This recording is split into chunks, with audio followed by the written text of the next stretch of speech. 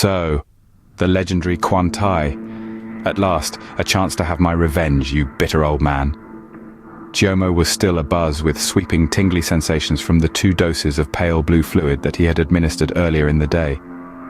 His Euphorium vampiric Centra katana had not been damaged in its collision with the northeastern wall.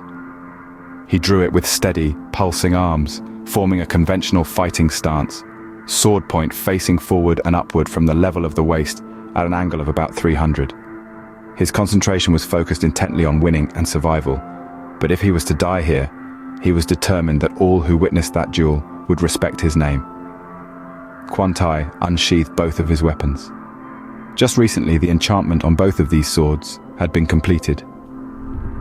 Quan possessed countless swords, most of which were housed in a purpose-built armory on his estate, but his enchanter friend had suggested that he use these. He recalled what Elseth had said. In the scabbard, they will be as heavy as steel, but draw them, and they will strike swiftly indeed. Despite the conversation, Quan was still surprised at how they felt when he removed them. For a few moments, the Grand Master moved them, and felt the way that they bobbed and balanced in his hands. They would have felt like natural extensions of his arms, but they could never be that nimble and easy to manipulate in motion.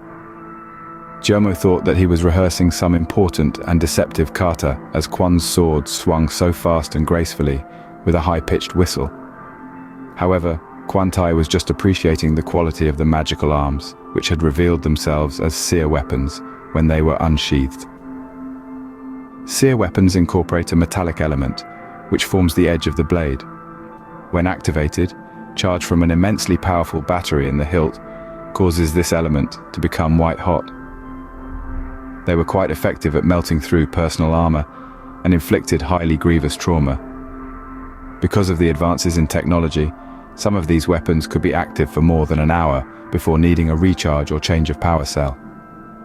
Quan toggled the small switch that was perfectly under his front finger on each sword when he held them in his preferred fighting grip. They had been custom-made for him and then improved with magic over a number of years. The severing, burning elements on his seer-blade swords glowed bright white. The peripheral heat from them was noticeable on his face and wrists.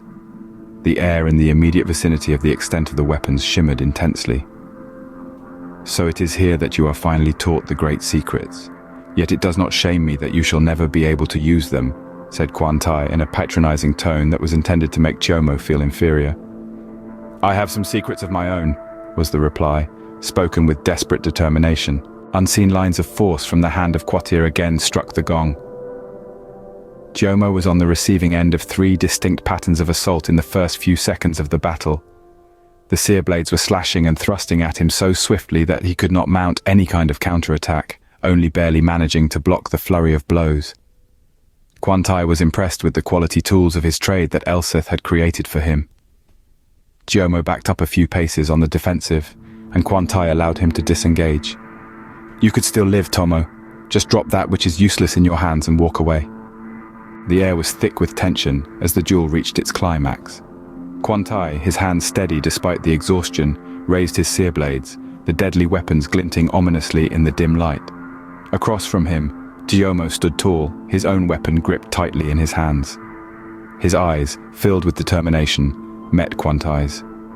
With a swift movement, Quan lunged at Tjyomo, his seer blade slashing through the air. Tjyomo, however, was ready. He sidestepped the attack and retaliated with a powerful strike of his own. Quan barely managed to block the hit. You underestimate me, Quan. Tjomo's voice echoed in the silent room.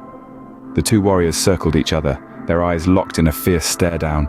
The room was filled with the clashing sounds of metal on metal, each blow echoing like a thunderclap.